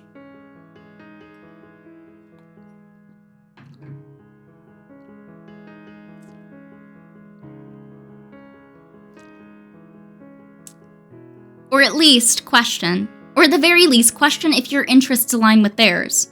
For example, many online review sites make their money by getting kickbacks when you click links on their site to visit products they recommend. It should come as no surprise that many products that provide hefty referral fees often end up with top review scores, and companies that don't provide kickbacks somehow don't make the list. This is particularly true for VPN and antivirus review sites, by the way. Of course, these services are not free to produce and maintain, but people have come to expect free stuff on the web. Unfortunately, the only business model we've managed to come up with to support free stuff is advertising. To be clear, I'm not against ads. I understand the need to make money. Watching ads is an ugly but viable option for monetizing your website. When I get upset is when those ads are watching me. Yeah, if you get YouTube sponsorship ads for a VPN, you probably shouldn't use it. Yep. One of the things that I remember... Oh, thank you. I appreciate it. Yeah, I did start reading, so let's read that again. For example, many online review sites make their money by getting kickbacks when you click links on their website or visit products they recommend. It should come as no surprise that many products that provide hefty referral fees often end up with top review scores, and companies that don't provide kickbacks somehow don't make the list. This is particularly true for VPN and antivirus review sites, by the way. Of course, these services are not free to produce and maintain, but people have come to expect free stuff on the web. Unfortunately, the only business model we've managed to come up with to support free stuff is advertising. To be clear, I'm not against ads. I understand the need to make money. Watching ads is an ugly but viable option for monetizing your website. When I get upset is when those ads are watching me.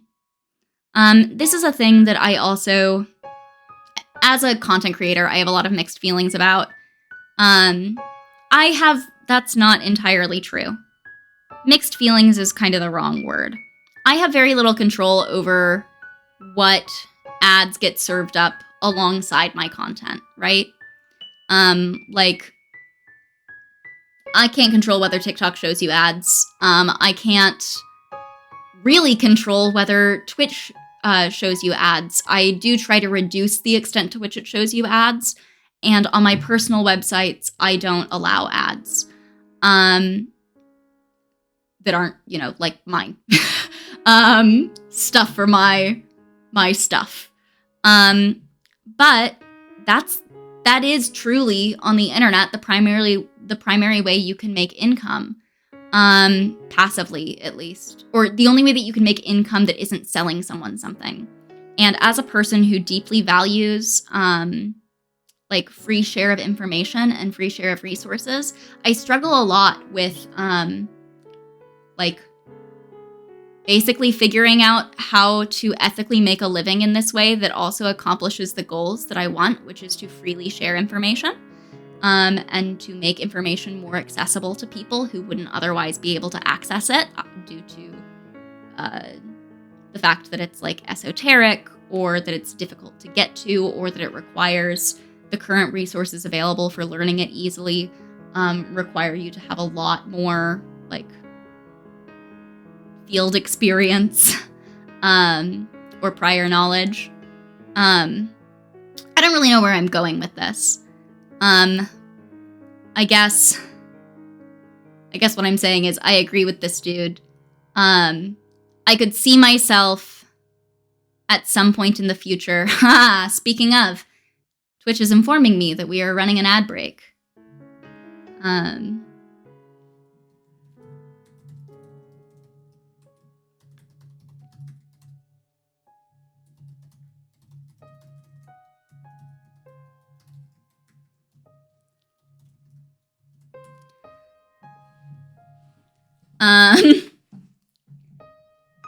Sorry, folks.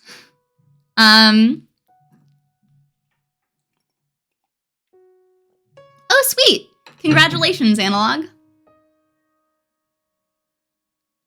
Free content with ads is more accessible than content behind a paywall.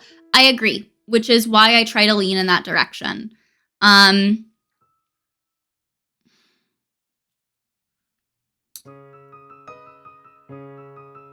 Yeah, it's a complicated problem. The solution I've mostly landed on at the moment that is currently paying my bills enough for me to eat this month. Well, last month. This month we'll see. Is I have a few patrons. And some of those patrons are generous because they want me to be able to continue existing in the world the way that I do. And I'm deeply appreciative of that. It's very Renaissance-y. Thank you, Analog. But yeah, it's a hard problem. It's one that I've seen a lot of my favorite podcasts struggle with over the last several years as podcasts have, like, as the ad market for podcasts has become really monetized and targeted. It used to be that podcasts didn't have targeted ads. They didn't have dynamic ads that could be inserted. Now that's pretty standard. And I really, really admire the podcasters who have been able to stick to their guns and not put those ads in mid-reel and not allow ads for stuff that they haven't reviewed and don't trust to recommend. That is something that I will say. I will never do an ad placement for a product that I have not used and would not stand by. So if you ever see me recommending a product, it is something, I am telling you my true opinion of it. I am not going to recommend something that I don't think is I'm not going to recommend something that I don't think is good. I'm not going to recommend trash. Which is also why I can't really make anything go anywhere on TikTok right now, because TikTok is currently only pushing stuff that's selling stuff on TikTok Shop. Anyway, we're going to go back to this piece, because I'm going off on a weird little rant. To be clear, I'm not against ads. I understand the need to make money. Watching ads is an ugly but viable option for monetizing your website. When I get upset is when those ads are watching me. Of course, many sites and apps also make money off of selling your information to interested third parties, which you probably agreed to when you signed up for the service, in cryptic language buried somewhere deep in a license agreement. Sadly, as we discussed earlier in this chapter, we also know that paying a fair value for a service does not mean you can trust the provider, but the odds are at least better. Besides following the money, you also need to think about other motivations and ask deeper questions. Is it in this service provider's best interest to be open, honest, and transparent with you? Or do they stand to gain more if they confuse, mislead, or scare you? Footnote, this is sometimes referred to as FUD, fear, uncertainty, and doubt. Let's think about it for 1 minute. Before the advent of the internet and before 24-hour cable news networks came into being, most people got their news from newspapers and nightly TV news. In the old days, like 30 to 40 years ago, TikTok Shop is entirely in German for you? Oh my god. I'm sorry. Do you speak German? Is German in your list of approved languages on TikTok? I don't know if you've dug around in the settings on TikTok, but there's like a section where you can select what languages you want to receive videos in. So like I receive videos in English, Spanish, and Russian, and it's not great at identifying Russian, so sometimes I get stuff in just Slavic languages. English, French, and Japanese are in your list. Cool. So they've just fucked up. I don't know what's up with that. That's very funny. I'd love to know what the source of that bug is. Or the source of that issue is. In the old days, like 30 to 40 years ago, TV news wasn't about making money. It was about providing a public service. This wasn't out of the goodness of their hearts. It was actually mandated by the Federal Communications Commission under various public interest requirements for broadcast licensees. This provides a link to that obligation, the Public Interest Standard in Television Broadcasting, which I will probably read this at some point because I think it would be a good topic. Also, maybe approachable enough for Primordium if we want to have a drier night. Actually, that onion, we should probably explain what Primordium is. Primordium is a reading group that happens here every Thursday night. So it is not necessarily on cybersecurity. It's something that I do with a couple other content creators. Mostly from TikTok. So that includes TX Watson, if you're familiar with them. Kenna the Mouse Slayer, Mouse Abolition. Kenna from Mouse Abolition over on TikTok, who mostly focuses on film and the history of film. And film theory. Weaver, who is known as the Wood Mother, who has a number of interesting special interests, including the history of Atlanta, drag, The Lion, the Witch, and the Wardrobe,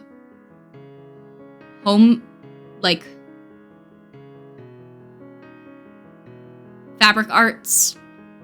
I do not know how to capture the Wood Mother in a sentence. Vaudeville, thank you. Just a very, interesting and cool person with a lot of very, very cool interests. Pizza. Will you land on the pile? Wood Mother is a one-person variety show. Oh yeah, we also play conversation topic bingo. There are certain topics that come up frequently because we all have special interests. We all have interests. We all have a variety of interests, and also some funny stock phrases that we sometimes don't catch ourselves when we're saying them. But yeah, so Primordium is a reading group. We read everything from sci-fi short stories to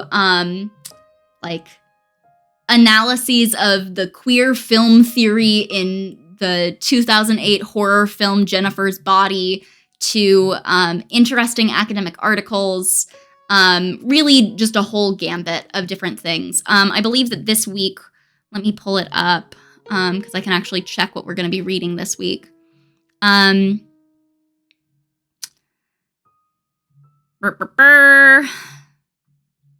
think that I would be... No, you wouldn't. You would have no reason to think that I would be more prepared because I'm always doing this by the seat of my pants. This week we are reading the intro to The Lord of the Rings. We're reading On Hobbits, which I should probably go ahead and format. because it's a fun little piece. And then the week after that, we'll be reading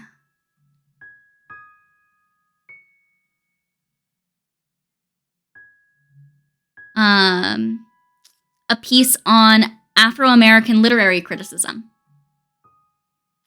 Concerning Hobbits is 100% the best track from the Lord of the Rings score. I love it. I love it so much. I love the little lick that represents the hobbits that's present throughout the films. Do-do-do-do-do-do-do-do-do. It's lovely.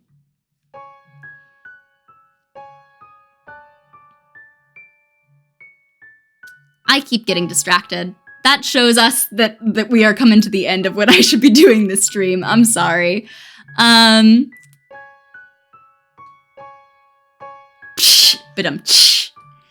yeah, so 6 p.m. Eastern time on 6 p.m. to 6:30 p.m. I start a read-along stream of whatever the text is going to be for that night. Occasionally, we'll listen to an album or a movie as our text for the night. And if that's happening, that's going to happen in a private Discord, just because I don't want copyright violations. But yeah, so around 6 to 6:30, I'll start a reading on Thursday nights. And then we come back, we'll take a quick break from 7:30 to 8 p.m. so that I can get a rest. And then we all hop on, me and a couple other content creators, at 8 p.m. and do a discussion of that piece.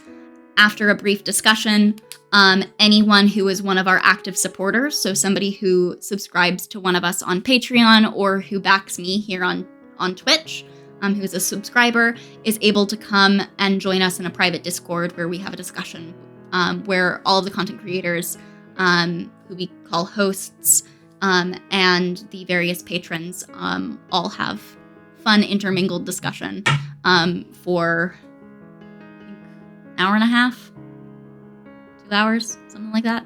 Hour. There it is. 8:30 to 9:30 on the topic of that week. It's fun. I really enjoy it. It's one of the highlights of my week. It is part of how I have gotten to know Analog Lesbian and Marcy. Yeah, anyway, that's what Primordium is. That's the thing that we keep referencing. It's a reading group that happens here on Thursdays.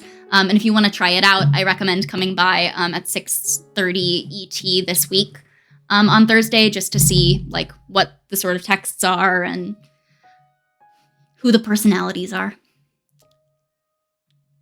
The Hobbit is a short story collection that just so happens to chronologically follow the episodic adventures of a single hobbit. Okay. Following the money, we already read that section. However, in the intervening years, as Nielsen ratings and advertising dollars have become the driving force in television, our news programs have become infotainment. The focus is not educational or informational. It's about getting and keeping eyeballs.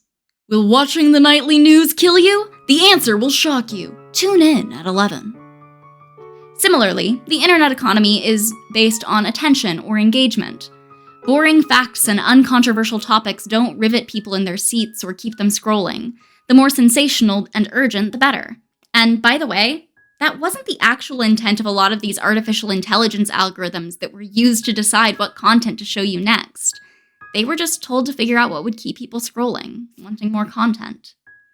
That's actually a thing that, who was it mentioned? Axiom mentioned yesterday, was talking about attention brokers. Social media platforms are major attention brokers. They buy and sell your attention to advertising agencies. So, bottom line.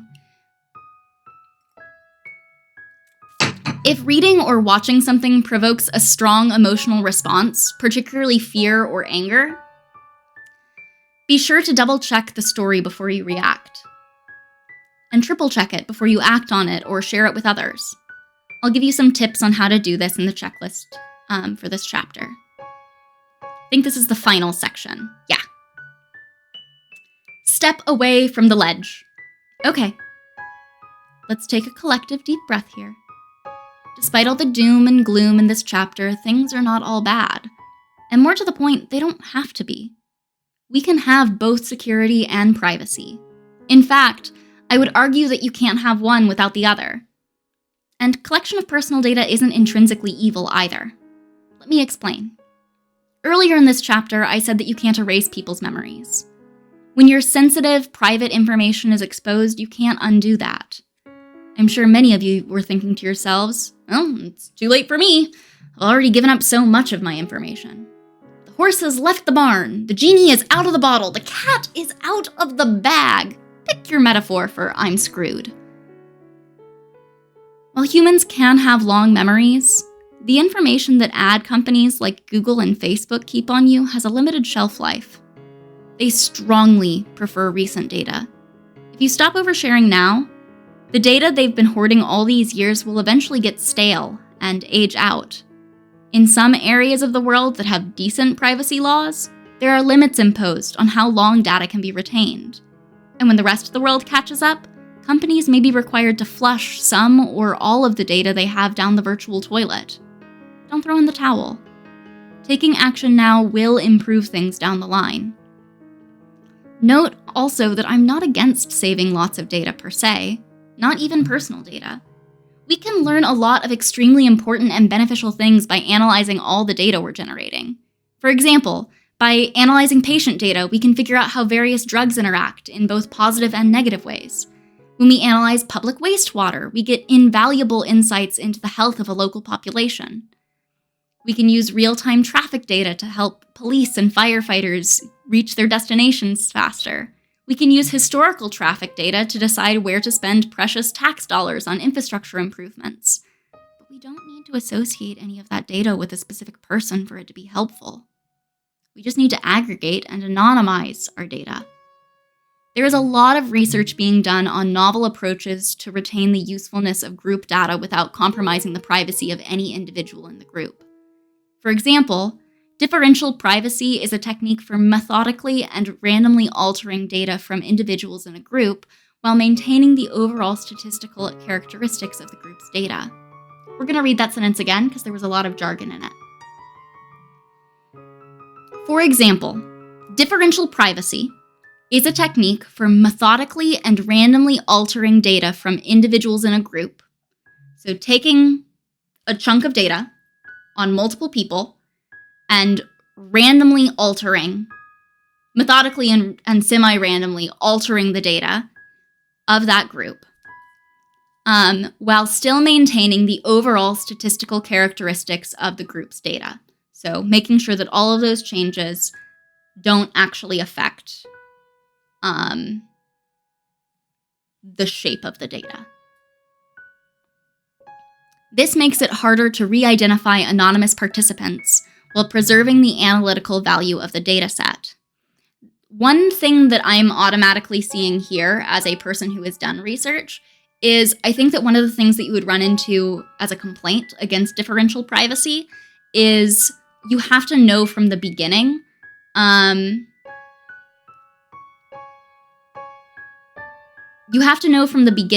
whether what information is significant to you.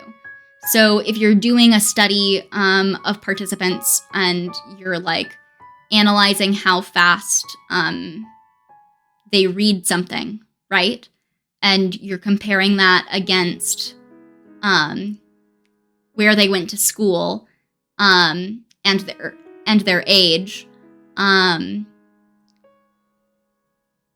If you aren't preserving information about their gender, for example, and someone decides to reanalyze your data, paying attention to how gender affected it, they won't be able to do that with your data because it won't be clean for that purpose. So you have to know ahead of time what variables you're going to think are important for differential privacy to work. There's an interesting contradiction there in help police get to their definitions faster versus the earlier comment about police using tech in an Orwellian manner. Yeah, there is. I think that the difference in what's being described here, though, is this is describing, like, routing. So, like, knowing how to basically helping the police or firefighters avoid problems en route to what they are supposed to be accomplishing versus helping police find their target, if that makes any sense. I feel like I probably sound like I'm splitting hairs, but I do think that there's an important difference in these two different ways of using technology. One thing is privacy violating. It's like using collected data in service of solving crimes or like tracking people down without a warrant even. But this is not like helping people solve the puzzle. It's I don't have the words to express this right now. I hope I'm making some level of sense. I do agree that it's a little strange, the contradiction. I think it hits at the fault line of our society's view of police. Yeah, I'd say you're right. I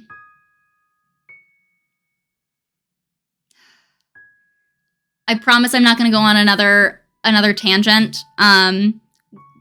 We did read this one yesterday, I think.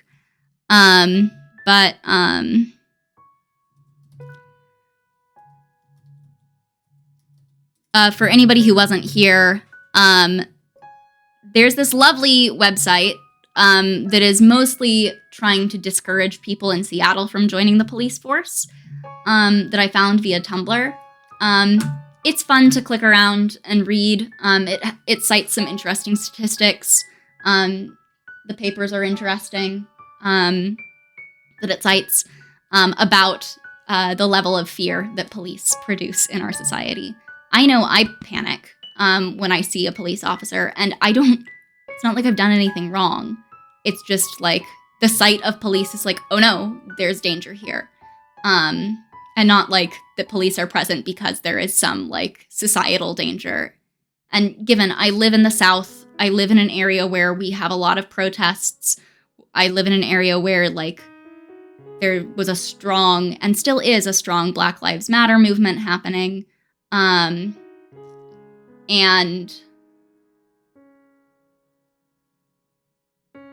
again, I'm kind of going, I said I wasn't going to go off on a tangent. I'm sorry. But yeah, I don't really want to help the police. Like obviously I want my society to be safe, but I don't think police are the solution to that. I'm pretty pro defunding the police and investing in other public infrastructure that meet those needs. The Seattle website has an interesting statistic about the percentage of calls that could have been fielded by social workers. Stay safe, that's an order. I do my best. Or I do my best to stay safe within the constraints of what I think I am morally called to do. Called is a weird word to use there. I don't mean that in a Christian sense. Just, I believe that I have certain responsibilities, and sometimes that requires me to put my safety at risk. But I do overall try to be quite safe. Which is why we're talking about cybersecurity, so that you too can be digitally safe.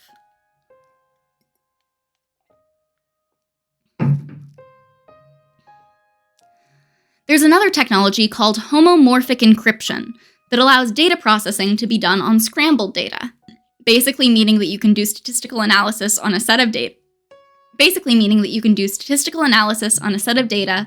While having direct visibility. There's another technology called homomorphic encryption that allows data processing to be done on scrambled data. So allows data processing to be done on things that are encrypted, which basically means that you can do statistical analysis on a set of data while having direct visibility this is wrong. This is meant to say without having direct visibility into the individual data records. When you watch old sci-fi shows like Star Trek, the computers knew all about you, but they also used that information to help you and didn't share it with others. In the 2013 movie Her, Joaquin Phoenix's character shared every aspect of his life with his AI virtual assistant, who was voiced by Scarlett Johansson, and she used that information to counsel him. There was never any notion in this movie that she would ever reveal this information to others or use it for any purpose other than to help him. He eventually, spoiler alert, falls in love with her. In both of these cases, the receiver of the personal information strictly acted in the best interest of the person sharing the information. This is a concept called being a data fiduciary. Like doctors, lawyers, and some, not all, financial advisors, they are compelled by law to keep your data private and only use it in ways that benefit you, not themselves or anyone else. We have precedent for this already. So it's not a lost cause. This game is not over yet. We can, and I believe we will, fix the privacy problem. And until such time as we decide as a society to outlaw the needless collection and misuse of personal data, there are still many things we can do as individuals to protect our private information. I will tell you every technique and trick I'm aware of in this book, and I know a lot of them. So that is the end. I'm not going to read through the summary, because you just heard the entire thing. The going further section in this book, you all have access to it over in my Discord, though I do recommend also purchasing a copy. Even with a fiduciary, there's still the need to carefully define the concept for your benefit. Absolutely, 100%. So this going further has a couple interesting additional resources that I recommend checking out. I will probably be checking some of them out on stream on Friday. And then we also have the recommended checklist, and we'll be going through that as well. Not all of these are things that I will do live on stream for my own safety. So for example, I'm not gonna be putting in my name so that you can see what information gets pulled up about me on white pages, that kind of thing. But I will walk through some of these things with you all. So yeah, that's what we've got today. So thank y'all for hanging around. It's been a cool day. I really enjoyed the conversation. It was lovely to meet you, Onion. There's an interesting tangent to what you said. Well, hospitals and doctors cannot share your data. Leaks happen, and companies should not get that. And companies who should not get that data use it. Yep, that is a thing that happens. It's part of why I personally really prefer entities that choose not to store my data. It's why I use Signal, for example. They don't store information. If they get subpoenaed, there's very little that they can give over because they just don't have records of when you sent texts. Yeah, and with the prevalence of advanced ad targeting, you can assume / infer a lot of information that would be HIPAA violating to specifically ask for. Yep, 100%. So, anyway, sorry for the kind of doom and gloom day. We'll be talking about some of the potential solutions and ways that you can start to protect some of your personal privacy online on Friday. And then tomorrow, for something a little lighter, tomorrow night at 6 p.m. ET, we will be talking about On Hobbits by The Lord of the Rings. Thank you! This program is made possible by contributions from viewers like you. Thank you. I accept donations on Venmo and Cash App. And coffee. So consider. This is my full-time job. I would love to be able to buy groceries in a week. That'd be cool. I hand-lettered this. I feel very proud. It does not look hand-colored. Anyway, I'm gonna go now. Have a good afternoon. Have a lovely day, all of you. Farewell.